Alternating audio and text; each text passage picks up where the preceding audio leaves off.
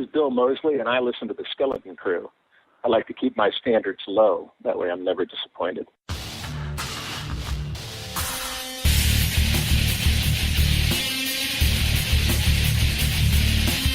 You're listening to the Skeleton Crew, radio at its scariest.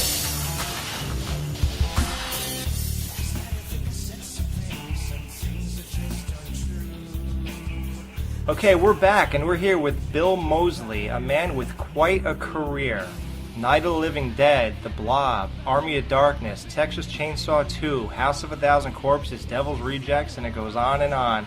Bill, thank you for joining us. Hey, my pleasure.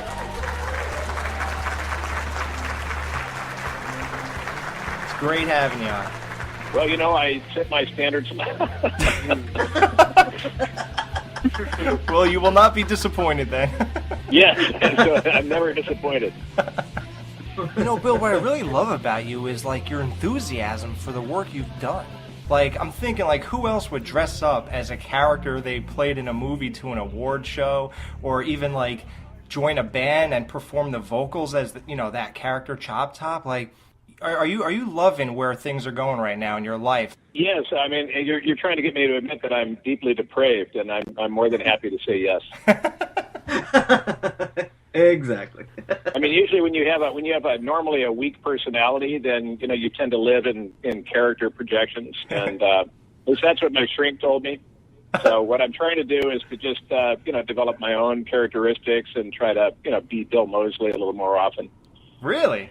But it's not as exciting, but apparently in the long run it will be more fulfilling. Yeah, more beneficial in the end. I guess. So they say. It's very confusing. My new efforts are confusing my children now. They go, "Hey, lick my plate, Dad," and I go, "No." Hey, Dad, but aren't you the devil, and aren't you here to do the devil's work? I go, "No, kids, no. Let's watch cartoons." Yeah, I was going to ask you about that. Like, when your kids watch you in these roles, are they freaked out? Like, what's Daddy doing to that guy? When my older daughter was about 6 or 7, she had a nightmare, and I heard her calling out weakly and frightened in the middle of the night, and I jumped out of bed and came into her room, and I said, "What's wrong, sweetie?" And she said, I had a nightmare. And I said, "Really, sweetie, what was it about?" And she goes, I don't want to say. I said, No, really, what was it about? And she goes, "Candyman." I said, "Candyman?" I said, "Honey, your father is Chop Top, and Chop Top kicks Candyman's ass." And it just came out of me spontaneously. It's like a professional pride thing. Yeah. And she kind of, and I know Tony Todd, and I'm sure he could kick my ass 100 ways to Sunday, but in the moment, that came out like, "What? Candyman? Jeez, give me a break." And, she looked at me like, "Oh my God, my dad is Chop Top." And somehow that gave her relief, and she went right to sleep. Of course, I was also had my hand over her nose and mouth. So that'll do it. That'll do it. As long as she wakes up in the morning, we're good. Yeah, it's scientific principle. It's called oxygen deprivation. No, but anyway, so my kids have certainly, that's just part of the deal. I was going to ask you about Chop Top. One thing that really struck me is like the different tone between Texas Chainsaw, the original, and Part 2. So what I'm wondering is, did that affect the way you approach that role? Like, was it evident on paper, or did it become apparent while you were filming that this movie was not going to be nearly as dark or serious as the original? Well, it's funny. I mean, I got Kit Carson, who co-wrote with Toby, sent me a copy of the script before I ever was Chop Top, and he asked me to read the script and pay attention to that character. And, it was, I could tell that there was a lot of spoof in it. The original opening was a bunch of, yuppie things, like, I don't know if it was plaid pants or yuppie, plates or, some kind of Neiman Marcus ad. And with every new tableau, a chainsaw was supposed to cut through it. So it was clearly like "Die, Yuppie, Die" could have been the subtitle to it. Right. And I could tell that it was definitely, there was a sense of humor to it, that basically that the Sawyer family had now moved into kind of, a weird yuppie universe. And, was trying to get by, with the chili business and, Yeah. just kind of, like they wanted the same things that, the yuppies wanted. So I got that it was funny. And when I went to Austin, Texas to shoot Chainsaw 2 in the spring of '86, I remember I'd never met Toby before. I got hired on the basis of a short film I made called the Texas Chainsaw Manicure, which was actually set in a beauty parlor in Staten Island, and I played the hitchhiker character. Anyway, so I had never met Toby. Toby hired me on the basis of my 20-second cameo as the hitchhiker.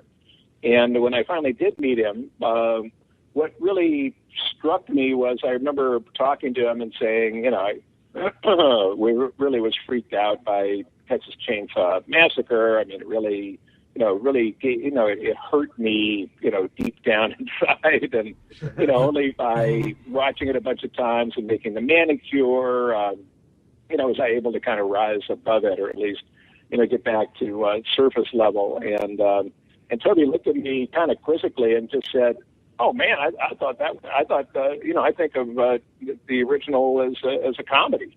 Really? And I went, "What?" Yeah. All right. But and I've looked at it since, from that point of view, and it's got a lot of very funny moments to it. It does. And there must have been a lot of set humor to it, to boot. But when I first saw it back in 1975, I guess, in Boston, on the double bill with Enter the Dragon, in the combat zone in downtown Boston on a Sunday afternoon, there was nothing funny about it. I mean, it just it took the air out of the theater and really freaked everybody out. And so for him to think of the first one as a comedy, I mean, geez, I just thought, man, what have I gotten into here? But you know what? It's, we never played anything for laughs. I mean, that was, I think good comedy is when everybody's oblivious to it being comedic. You just, play your part. Right. And then, the context kind of makes everything funny or gives it a perspective. Yeah, it just like the old Batman show, you just play it straight, and yeah, like you said, the content in it is what's going to carry the comedy out. Yep, that's perfect. I was thinking, like, how do you define your career, like, because you got the whole Chop Top thing and all the movies I already mentioned that you did in the earlier days. Would you like sort of divide your career as before and after Rob Zombie? You certainly could. I was really lucky. It felt like hitting the lottery to get the part of Chop Top. I mean, again, I never auditioned for it. I just made, out of my own inspiration, made the Texas Chainsaw Manicure. It didn't really go anywhere for 2 years. But what I had done was I brought it out and showed it to a friend of mine. I was living in New York when I made it, and I brought it out to Los Angeles when I came out for. Used to work for a magazine called Omni, an old science magazine. Mm-hmm. And I was out in L.A. covering the making of 2010, the Space Odyssey sequel. And I had a school buddy who was actually then and still a successful screenwriter.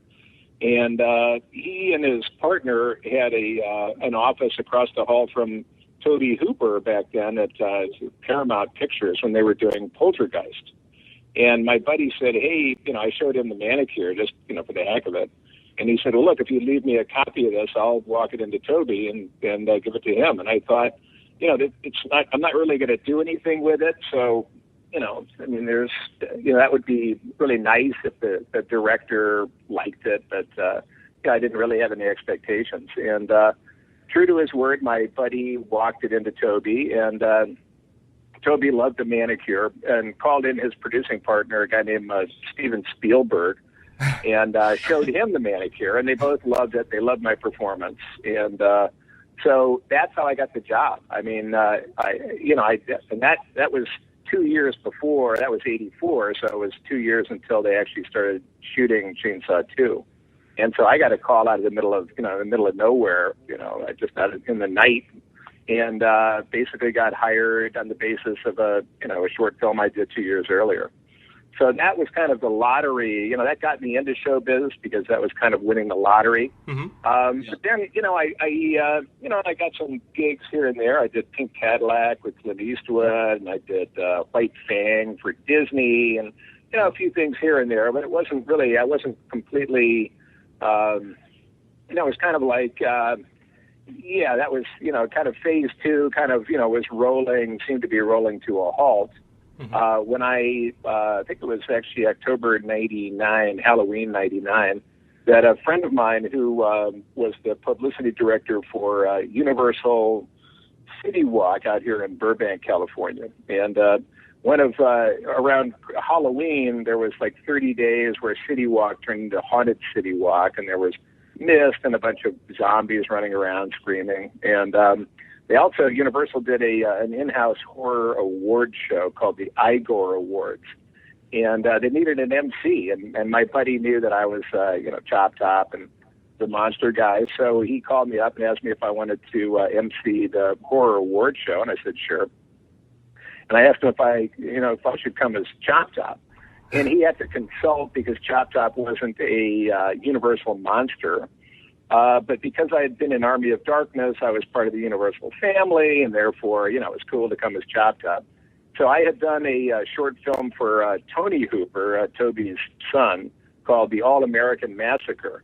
And on that, I had met a guy named Todd Bates who could do the Chop Top makeup.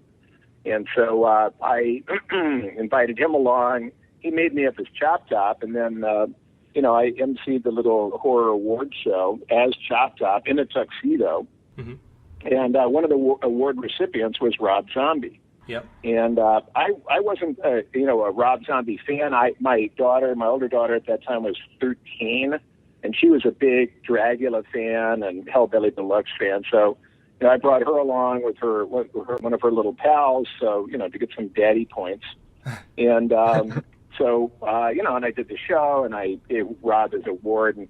And Rob later told me that, you know, he thought he was backstage, and he was just hearing me from backstage, and he thought, yeah, that guy's doing a decent Chop Top, not great. And then he comes out and takes a look at me, and he goes, you know, holy shit, that is Chop Top. So, you know, we ended up, you know, that was his first award, so that didn't hurt that I was able to hand him his first, I'm sure, many awards.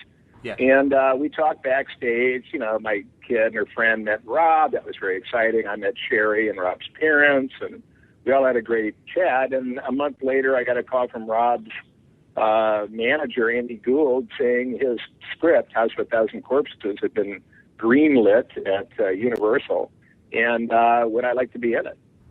And, you know, by then, you know, I kind of run out of steam. My career seemed to have been in one of those, you know, ebbs that, you know, most actors experience. Yeah. And, you know, to go from basically that to, you know, starring in Rob's, you know, studio picture, quote unquote, was pretty amazing. So I thought for a nanosecond, I said, yeah, I'd like to be in it. Yeah, and your career just catapulted like crazy. Like everybody from those movies, it almost seemed like Rob was going to use that same kind of group of people for all his movies. You know, House 1000, but of course it was just a sequel, so you weren't sure if that was the case. But then they all showed up in Halloween, and then, you know, 4 or 5 of them I know are in like the Lords of Salem. Like is this like an understood thing that you guys are going to be in most of his movies, or is it like a surprise every time he asks you? I think it's more of a surprise. I mean, you know, I think all of us like working with Rob. I don't know who doesn't. Right. Yeah. But you know, because when Rob is a great director for those of us who love the horror genre, because he likes to go for it. He likes to entertain and outrage and freak out. He likes to he loves taking on the suits and duking it out as you know, people fret about, should we go that far? And Rob loves to, you know, duke it out. Yeah. Yeah, he's a rock and roll guy. And, you know, the great thing about, certainly with House of a Thousand Corpses, none of us was really, you know, kind of a star, you know, that you would have on the name on the box, you know, in terms of, you know, a studio picture. Right. The great thing, the thing that was so wonderful was that Rob was such a big star name that it was really his name was on the box. And then, because he was the star, like he basically could, pick whatever cast he wanted. So he loved Sid Haig, he loved me, he loved, Dennis Fimple, Karen Black, Tommy Tolles. I mean, the list goes on. And so it ended up being kind of an underground all-star cast that I think, a lot of the studio people were maybe scratching their heads going, who are these people? Right. But, for the fans, it was a holiday. Yeah, it just works. Like, the chemistry is unbelievable with you guys. The casting, unbelievable. Oh, I love that movie. That's one of my favorite movies, Bill. And I gotta say, you guys are such great actors too, and it really does remind me of literally an all-star cast when I watched it. It's just every single performance, and I know yours, specifically really stood out to me, and I know it really creeped me out. And I wasn't gonna mention this, but since I'm talking about it already, I might as well here. There's two things in my life that have really just freaked me out, like totally, had nightmares about. Basically, one of them being the movie Silver Bullet, the priest in that movie. You ever see that? The priest with the eye patch. Good for you. Yeah, he scared the living shit out of me. That was the first one. Now the second one was you. Now, specifically your voice though. Yeah, well, it's something about when Otis gets pissed in The Devil's Rejects. I don't know what it is, man. It's just, it's embedded into my cerebellum. I just can't get it out of my head. So, just wanted to say that. Thank you for that, sir. Well, I'm very glad to hear that. Thank you. When I'm at conventions and people come up to me, a lot of times, they come up and they go, "Man, you really," and they're serious. I mean, they're psychically injured. Yeah. And they come up and they go, "Man, you really, really freaked me out." And I always just go, "Thank you," because to me that's like saying, "Job well done, lad." Oh. Oh, absolutely, because we can tell you're a nice guy, obviously, and you're such a great actor, I gotta say, and really, it freaked me out, and like I said, that's just a testament to your acting skill, so, bravo, sir. Yes. Well, thank you. I gotta say that it's, you can't imagine how much fun it is to be handed roles like that. I mean, to me, that is just, I really couldn't be happier. That doesn't mean that doesn't mean that you end up that certainly doesn't mean that you end up having to go to some pretty dark places. Yeah. For some people that's not as hard as when you hear the word cut, coming back. A lot of people maybe they go there, they like to stay there, or they can't get back for some reason. If I have pride in my work, it's being able to, leave it at the office and come home and be, a decent human being. I don't think you don't want Otis coming home. "Hey, Dad, how was work today?" Yeah. "I'm the devil. I'm here to do the devil's work." Oh my God. And the thing I like about Devil's Rejects is that movie is like a rare case where the sequel is superior to the original. Right. Which oddly enough is the same thing that happened to Rob Zombie's Halloween. I mean, in my opinion, like, do you agree with that? Like, what did you think of Halloween 2? With Halloween 2? Halloween 2 was, I got to say that the very beginning of it was awesome. I loved Michael Meyer in the hospital. I just thought that was really incredible. Yep. And I love, it's kind of hard to judge that stuff because I love Sherry, Rob, Danielle Harris, Scout Taylor Compton. So we're all buddies, and I'm actually even buddies with Tyler Main because, of course, he was in Devil's Rejects, even though he, got blown away pretty quick. But really nice guy. So it ends up being kind of funny because, especially, it's kind of like seeing the movies, going to the conventions, knowing the people, knowing everybody that's involved. It's kind of hard to get an objective perspective on it. Oh yeah, like you can't get lost in the movie anymore. Right. Not as much. Although, I mean, there are certainly some that, movies that where I don't know the people in them. I mean, like Like I saw a movie. Well, I like the two Human Centipede movies. Oh yeah. I think that are just awesome. I think I like a Serbian film. I thought that was the most excruciating. Oh that was the God. most excruciating, freaked out movie I'd ever seen. Oh man. I think still to this day, it really just really that kind of had the same impact on the adult me that the Chainsaw Massacre had on the younger me. You don't have it on Blu-ray, do you? Yeah. I don't have a Blu-ray. No. But man, You don't want that one on Blu-ray. That is an insane movie. And also, Human Centipede 1 and 2, Attack the Block, I love. I mean, there's a bunch of there's a bunch of new cool horror movies. It's not like I'm jaded to the genre as much as when I see a Rob Zombie or a Tyler Mane or Right. Yeah. Ben Forey as Big Jim or whatever his character was in Halloween. Yeah.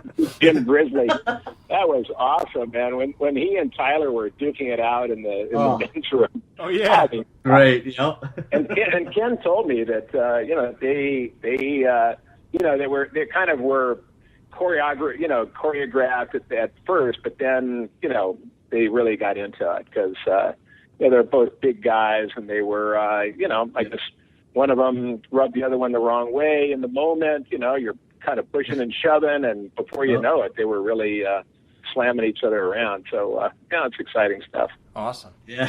Glad I wasn't there. Yeah. I'm gonna rip that mask right off your face. Oh man. I just want to thank you for blowing Jimmy's brains out the second he entered the room in the Khaki Palms Motel, by the way. He was so annoying. Thank you. Yes. Now, I want to ask you, was everybody aware that The Devil's Rejects was not a horror movie by definition, like while you were filming it? Because I don't think it's a horror movie. I always told people for years, I don't see it as a horror movie. And I think you agree. I remember you saying something like that. I never thought it was either. I think to Rob's credit, that's why he edited it out. You can see in the deleted scenes that there's some Dr. Satan stuff, and he he ends up ripping the what's that beautiful woman's throat out? I mean, I should know her name. Who played the nurse who gets her throat ripped out by Dr. Satan? Oh, good Lord! I know who you're talking. I should know. I have an excuse though, because I'm getting old. So, Rosario Dawson. That's it. Right. Oh, yes. There's a scene where he rips out Rosario's throat, but that got cut out because, again, Dr. Satan, didn't his look wasn't really in keeping with, the gritty, realistic Devil's Rejects. Also, I think of Devil's Rejects as a violent crime movie. I really thought that's where I really thought that was convinced that Rob Zombie was a genius was. Instead of just making a sequel to House of 1,000 Corpses, which could have been House of 2,000 Corpses or something as dumb as that, what he was able to do was to basically take the characters, keep them the same, keep the story the same, but everything changed. Right. So, we don't see Captain Spaulding in the makeup for, 90% of the movie. Yep. Baby only does her laugh once. Otis is now no longer an albino and has blue eyes instead of red speckled eyes, and seems to have become Ruddy and Allman Brothers like. Yep. And that it's not a horror movie per se; that it is in fact like a road picture, like a violent crime. So that for Rob to basically use sequel money to then explore a whole new genre, I thought was really amazing. Yeah. That's the thing. I never saw a sequel to any movie, whether it be horror or any other kind, be a totally different genre than the first movie. Yeah. Right. That's awesome. It was a lot of things too. That may be the first time it's ever been done, and it really was amazing. Yeah. And amazing, and I got to say that I still thought, okay, we're doing a sequel. I was still kind of in that sequel head until the day that I did my scene in the motel room with Priscilla Barnes. Right. The pistol rape motel room Banjo and Sullivan scene. And it was so brutal and so rough and such a weird, dark place to go. And I remember when actually we had done the first take of it, and really, it made me, it was upsetting. It was an upsetting scene because we really went for it. So, we got the real feelings out of it, and they were bad. And that's when I stepped off the set for a sec, and Rob was there, and I told him I was feeling bad, and he said, that's when he said, art is not safe. Yeah. And what that meant to me was, it actually spoke volumes to me because it reminded, I'd never really thought of art as not being safe. I mean, I guess I probably knew that because enough artists were burned at the stake by the church or whatever. But, I always thought of art as kind of safe. And then I realized art is not safe. So that was kind of a philosophical breakthrough. And then also what it told me was, we're going for art here. We're not going for a shitty sequel that, that we hope will make, half the money that the original made so that we can all, go on big vacations and smoke cigars. Exactly. This thing that he was going for something way different. And that was a clear signal to me, like, hey, man, we're going for something here. This isn't just, number two. That, I got to say, it fired me up. I thought, now that is very cool. Mm-hmm. And it kind of changed your perspective on how you approach the rest of the movie, maybe, right? It didn't necessarily because, I basically, approached the thing the way, the way it's written and the way, the character kind of, takes me. But, it just kind of gave me a respect or some kind of a different perspective on it. And it just really made me think, if anything, it made me more determined and enthusiastic. Right. Because, we shot that whole thing in 30 days. And certainly it was pretty grueling for, the principal actors as well as certainly the crew and Rob and the producers. But, we all had to really suck it up and really, bust our butts. And it required a lot of stamina and it required a lot of focus. And discipline just to kind of stick with it because not slack off or drift or, let it roll a little bit. And, hearing that from Rob, I mean, that lit if I needed an extra fire lit under my tail, that was it. Yeah.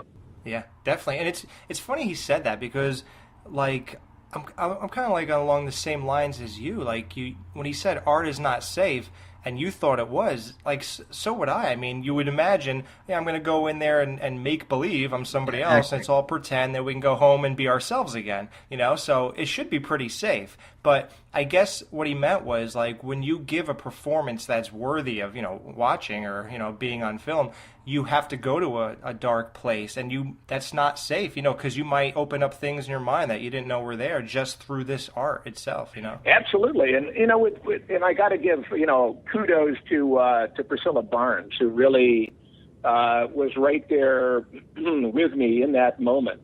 And, the art not being safe part is, usually when you're doing like especially some kind of a, horror movie and, that the blood is fake and the wounds are prosthetic and there's a bunch of CGI maybe and, it's a monster, it's a guy with a rubber mask. In other words, all of that while you're actually making the movie. Now, when it's all put together and people see it in the theater, there's, moments where they jump out of their seats and, scary music and wonderful, editing and camera shots and all that stuff. But, when you're making it, it's a different experience. In that moment in Devil's Rejects, it was not a different experience. There was no rubber, there was no trickery, there was nothing fake. You had to go to that place. That was why that scene is really, one of the most powerful, if not the most powerful in the movie was, there was no faking it, man. That was we had to go there. And it was very exciting and very frightening. And really, Priscilla, I remember, gave me a note afterwards and just said, thank you for, being there in one of the most exciting scenes I've ever done in my life. And she, so she felt it too. I mean, it was really like, it was very powerful. And the only way you could do that is to just let yourself go really and just not, not be frightened, not hold back, just basically surrender to it. And it was dark, but it was ultimately very exciting. Yeah, this film came out perfect, amazing, and we're all big fans. Definitely. Oh, good. But you got a lot of stuff coming up now. You see, you have a lot of ties to Texas Chainsaw Massacre. I mean, making your own fan film, then you did part 2. House of 1,000 clearly has elements of Texas Chainsaw in it. And now you're playing Drayton Sawyer, the father of the original movie. I guess you're taking on that role. And I have high hopes for this because Texas Chainsaw has been the best of the reboots in the whole reboot craze, and now you're in it. Yeah. I mean, I just think it's going to be great. Can you tell us anything about this movie? Well, I can. First of all, I can tell you that Drayton Sawyer is actually the older brother. Oh, that's the brother? Yes. A lot of people get that confused, but if you think back to the original, when Hitchhiker and when Drayton is giving the Hitchhiker some grief, and the Hitchhiker goes, "You're just a cook." Right. That's West Texas, man. You don't say that to your dad. Oh yeah. So he that's so Drayton has always been the older brother. Yeah, I think the way the family is that there is Drayton is the oldest. Then there are the twins, Chop Top and the Hitchhiker. Chop Top had been away and fighting in Vietnam during the making of the first Chainsaw Massacre. And then back, of course, with the head wound and a bunch of government money and, enough to bankroll the rolling Grill a Go-Go chili business for Chainsaw 2. But, of course, I'm doing that to support the family. But what I really want to do with my head wound money is to open up a Vietnam-themed amusement park called Nam Land. Nomland, right? So I now, when they were casting for Texas Chainsaw Massacre 3D, which is Lionsgate film, and according to the producer Carl Mazzacone, it's now set to come out. I think it's Jan 4, 2013. Okay. And so when they were casting it. I remember Carl, I'd worked with Carl on Repo, the Genetic Opera, and also a movie that's just coming out one of these days, actually pretty soon, I think in the next day or two or week or something, and that's called The Tortured. And Carl also produced that. And so when he called me and said he wanted me to be in his Texas Chainsaw 3D, I was very excited about it, and I figured, thank God, finally Chop Top rides again. And then he told me that they had the rights to the original Chainsaw, but not the number second 2. one. Yeah. Oh, okay. The second So one is no owned Chop by, Top. The second one has ended up, bouncing around from, it was a Canon Films, and then it got bought up by Pathé, and they got bought up by MGM, and then they got bought out by Sony. So that's where Chainsaw 2 is currently the property of Sony Studios. So they didn't have the rights to Chop Top because he wasn't in the original. So Carl Mazzacone asked if I wanted to play Drayton. And I said, absolutely. I mean, it's a total shift. It's kind of like asking Curly to come back and play Moe in a reboot of the Three Stooges. Doesn't make any. Yeah. Yeah, it seemed like a a stretch and kind of weird. But what I was happy to do was to I was a great friend of Jim Sedow, who passed away maybe 6 or 7 years ago. And we were Christmas card buddies. I loved his wife Ruth, and we were always pals, and enjoyed each other's company. So, for me, I was very happy to get the job because I felt part of it was about just making sure that I protected his legacy, and just in the sense of like I would rather, and I may have screwed it up, who knows, but I would rather screw it up than somebody who didn't really know or appreciate Jim or the legacy of the Chainsaw Massacre movies, and but somebody who actually at least was trying. Yeah, I highly doubt that's the case. Yeah, no, I'm sure it was great. Yeah, so they gave me some funny teeth and a fat shirt, and we shot it down in in Shreveport, Louisiana last summer when I was down there for about a week, and I think the average temperature was 104 degrees. Wow. And it's Louisiana, so I think the humidity was somewhere above 90%. Oh. So, the part that I shot, I also was down there with Gunnar Hansen. He was in it. Wow. Yeah. And John Dugan, who played, it's so funny because John Dugan played the original Grandpa. And that was 1974, and now, 40 years later, he returns to play Grandpa. Wow. Yeah. That is freaky. It's like the Saw is in the family. I mean, that's really a family. Yeah. I mean, and Marilyn Burns is back. I mean, so there was a lot of, and that's all thanks to Carl, that he acknowledged, the legacy and the Chainsaw family and, put a bunch of us together. And then also he ended up recreating, really pretty remarkably, almost photographically recreating Chainsaw House. Oh wow! Which they built on a piece of Army property. So I don't know if we ever were in danger of stepping on landmines, but we were down there on some Army, base or something. You better watch out. You might end up like Chop Top if you don't. Exactly. Shrapnel. Yeah. A metalhead. I'm really excited about this movie, though, Bill. Oh, this has got to be probably one of my most and it's anticipated 3D, movies. so they're, the director is a great guy named John Lewinkamp, and I actually just saw John and Carl doing ADR, and that's where you go in and revoice some of your scenes if there was something wrong with the sound. Mm-hmm. I just saw them last week, so they're very excited about it, and I am too, man. I can't wait. The good news is I get a free ticket, so yeah, I'll be there walking that red carpet. Wow, that is so great. You're getting tons of work. Like right now, aren't you in the middle of filming Manson Girls? Manson Girls is still waiting to, we're still on the runway. I guess they're waiting to, get the amount of cash they need to really, go and do this thing. We've actually shot a trailer so far, and for the trailer, for the soundtrack, I recorded an old Doors song called 5 to 1. With actually one of the Doobie Brothers, a guy named Guy Allison, and so I recorded that song, and that's the soundtrack for the Manson Girls trailer.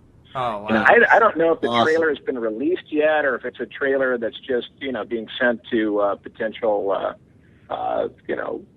money people. I don't know how that's working, but it's a cool script, and it should be a great movie.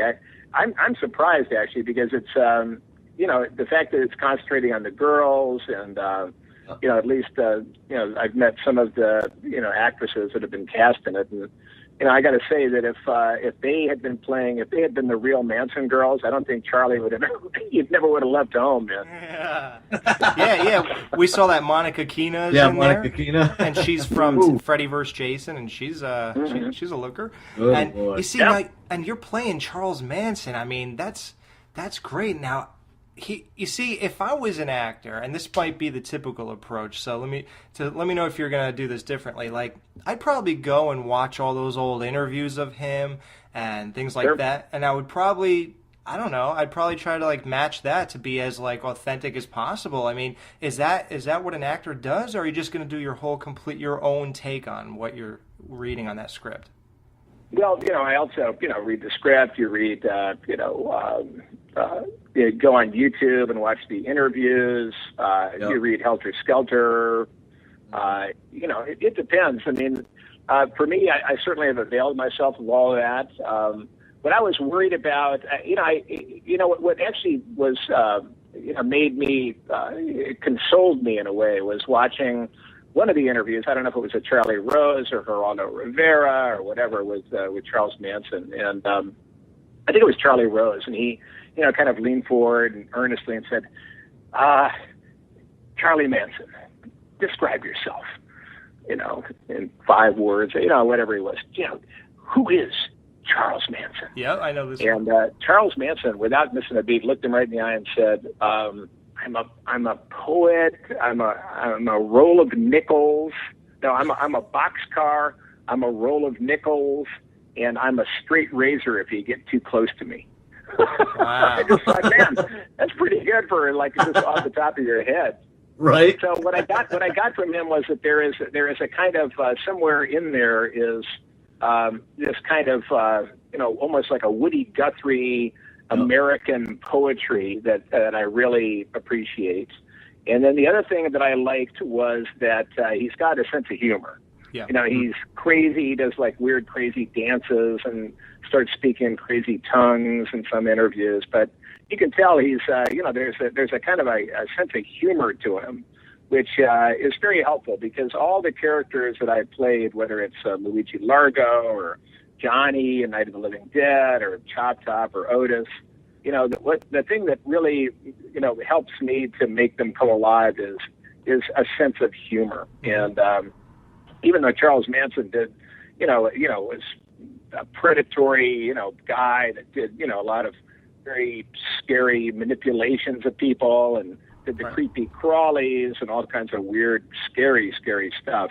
The fact that he has, a poetic, soul and also a sense of humor really, really helped a lot. Yeah. Yep, definitely. And Dan, you had a question about Holliston, right?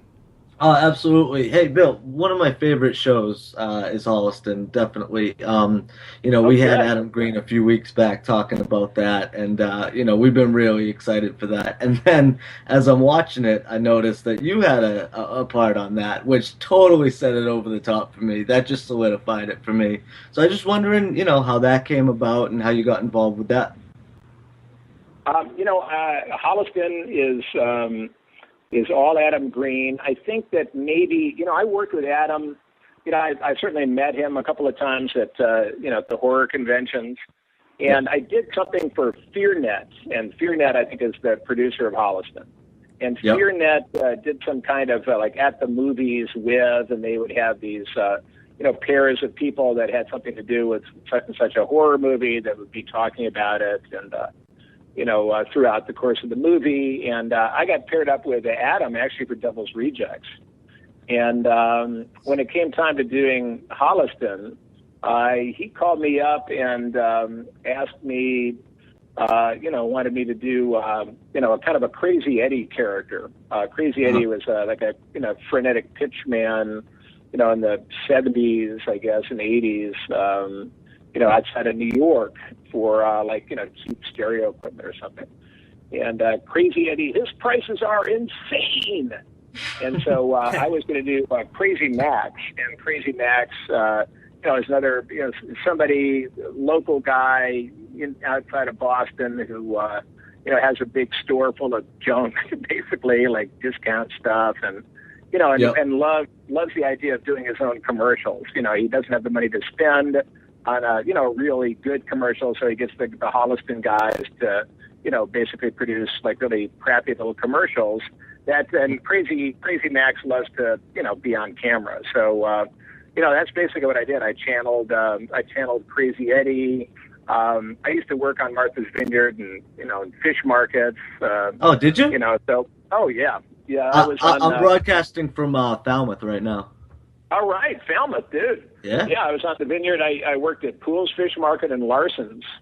Both in Menemsha, which is up island by Gay Head on Martha's Vineyard. I've been around. I know that area, and I know the people. My career started in Boston. I used to work in advertising in Boston. So, really, lived on Boylston between Berkeley and Clarendon. So. That's where it all began. So I knew the accents, and it was a great tagline. That I'm from Crazy Max. If you don't, you're retarded. So and it was just fun. I just came in one day. They just kind of gave me a few little costumes and stood me in front of the camera and just said go for it. So that was basically it. It was one day's work. It was a lot of fun. Yep. And I'm a pal of Dee Snider, so it was fun. He was on the stat and everything. So it was just a fun day. Oh, that's great. Now, when we were talking to Adam too, we were talking about season two. Do you think you'll be back for at all for season two? Same character, maybe different character? It sounds like it. Adam has intimated that he wants Crazy Max back. So I'm looking forward to it. Nice. Great. I'm excited. If he didn't, he would be retarded. Fucking retarded, dude. I try not to let my Boston accent get too crazy because these guys kill me every time. So. Yeah. I'll let you go. I just want to tell you before we let you go. I really love the Corn Bugs. I've been listening. Oh, good. Yeah, I'm a big fan of Buckethead, man, and I find it fascinating that when you guys record. Now I don't know if this is true or not. You don't rehearse anything, and it's one take, and that's it. Yeah, that's right. Wow.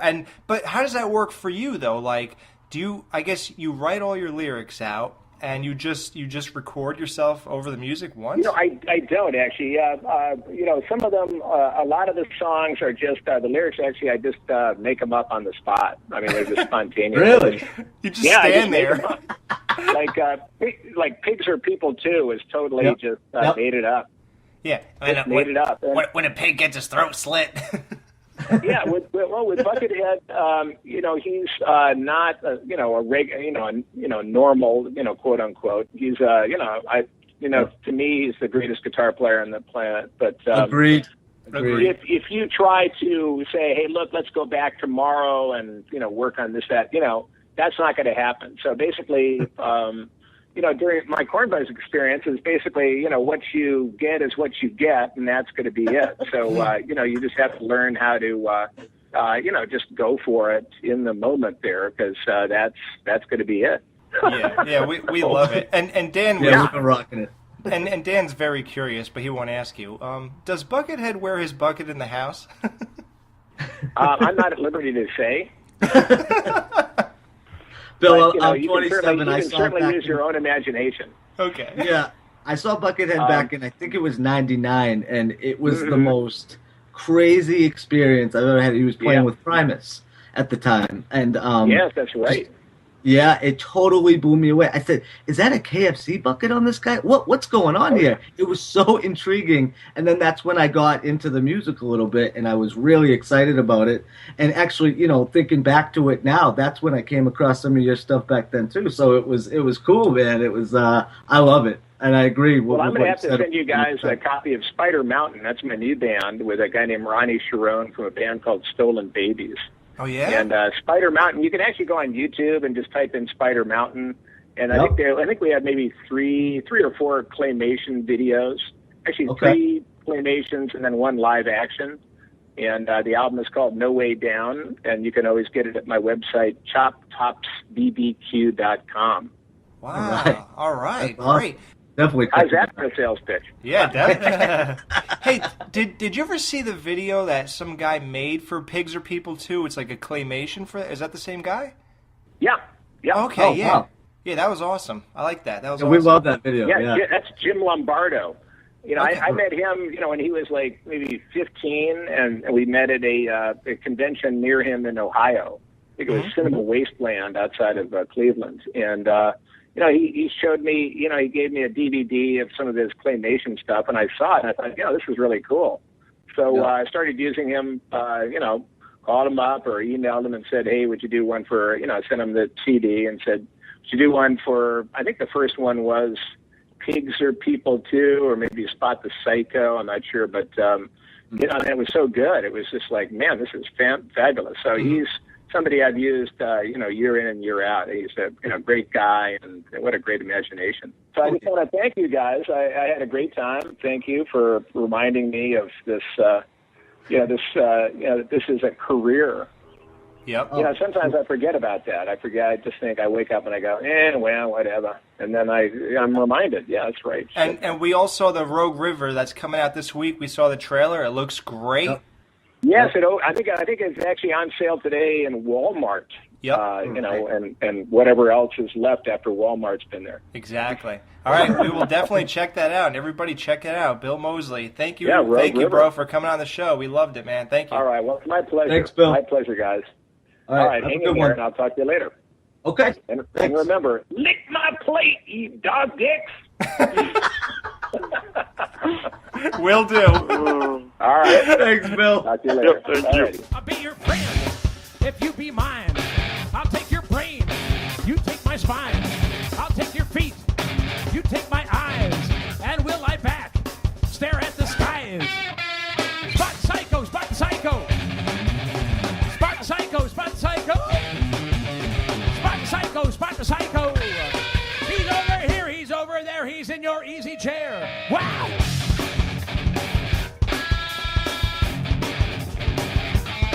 Might be your mom, might be your dad, gas station attendant, or a college grad. Might be the president, or a man in jail. But Spot the Psycho, he brings the mail. Spot the Psycho, Spot the Psycho. Spot the Psycho, Spot the Psycho. Spot the Psycho, Spot the Psycho. She's over here, she's over there, she's in your underwear. Ah!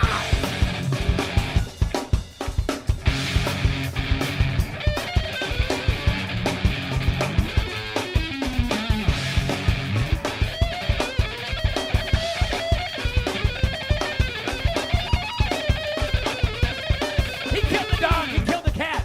His only friend's a vampire bat. His brain is fried like a double egg. He's got a knife, he'll make you beg. Spot the Psycho, Spot the Psycho.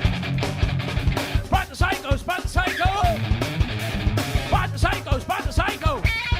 He's over here, he's over there, he's in your easy chair. Wow!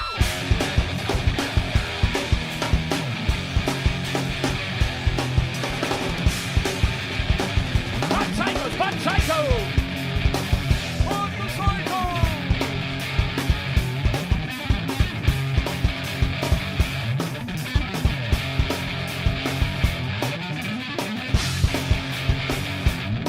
I'll be your friend, and you be mine.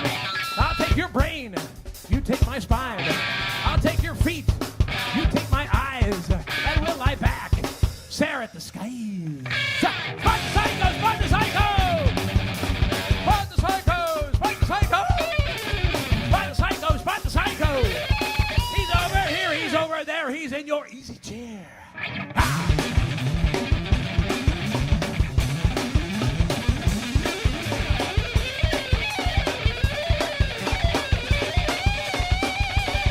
Might be your mom, might be your dad. Gas station attendant, college grad. Might be president, man in jail. Spot the Psycho, do not fail. Spot the Psycho, Spot the Psycho. Spot the Psycho, Spot the Psycho. Spot the Psycho, Spot the Psycho.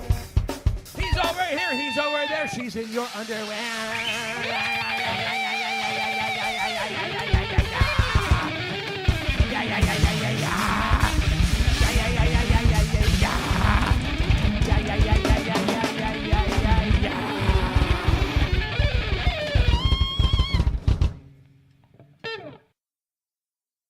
Part 2.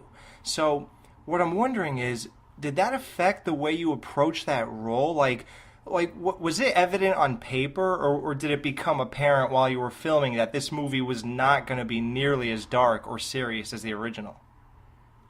Well, it's funny. I mean, I got Kit Carson, who co-wrote with Toby, sent me a copy of the script before I ever was Chop Top, and he asked me to read the script and pay attention to that character. And, it was, I could tell that there was a lot of spoof in it. The original opening was a bunch of, yuppie things, like, I don't know if it was plaid pants or yuppie, plates or, some kind of Neiman Marcus ad. And with every new tableau, a chainsaw was supposed to cut through it. So it was clearly like "Die Yuppie Die" could have been the subtitle to it. Right. And I could tell that it was definitely, there was a sense of humor to it, that basically that the Sawyer family had now moved into kind of, a weird yuppie universe, and, was trying to get by, with the chili business, and, just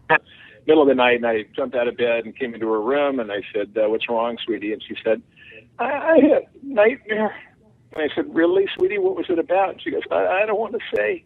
I said, No, really, what was it about? And she goes, "Candyman." I said, "Candyman?" I said, "Honey, your father is Chop Top, and Chop Top kicks Candyman's ass." And it just came out of me spontaneously. You know, it's like a professional pride thing.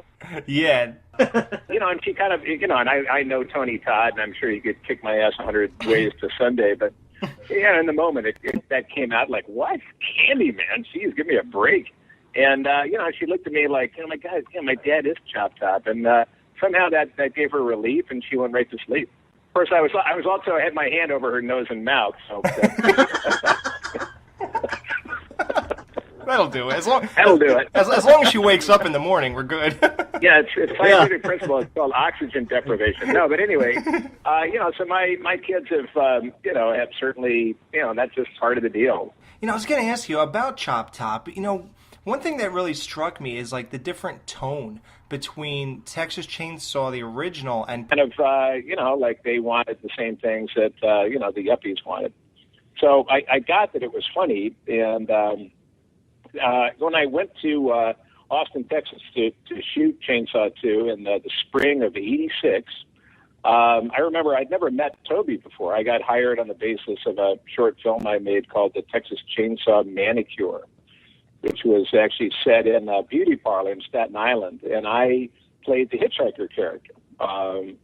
Anyway, so I had never met Toby. Toby hired me on the basis of my 20-second cameo as the hitchhiker.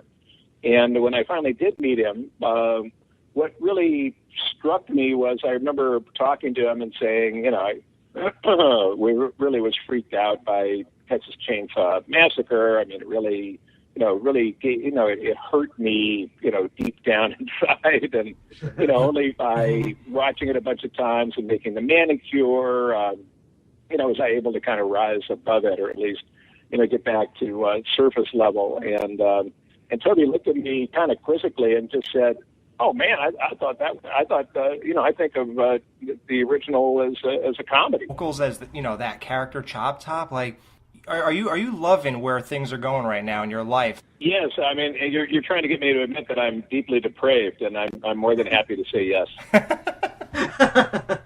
Exactly. I mean, usually when you have a normally a weak personality, then you know you tend to live in character projections, and at least that's what my shrink told me. So what I'm trying to do is to just you know, develop my own characteristics and try to, you know, be Bill Moseley a little more often. Really?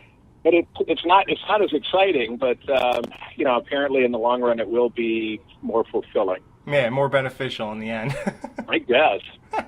So they say. It's very confusing. My new efforts are confusing my children now. They go, "Hey, lick my plate, Dad." And I go, "No.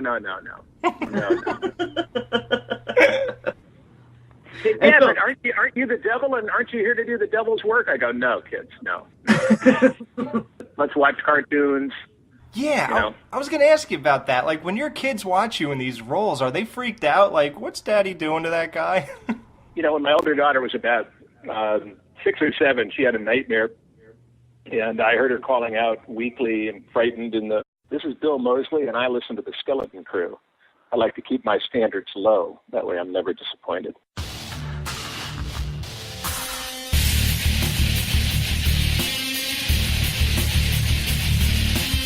You're listening to the Skeleton Crew, radio at its scariest.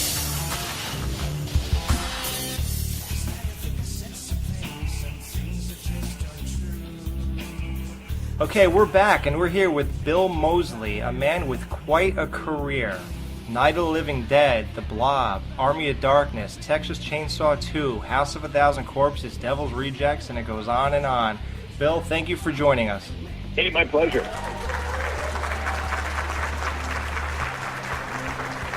It's great having you on. Well, you know, I set my standards low. Well, you will not be disappointed then. Yes, so I'm never disappointed. You know, Bill, what I really love about you is, like, your enthusiasm for the work you've done.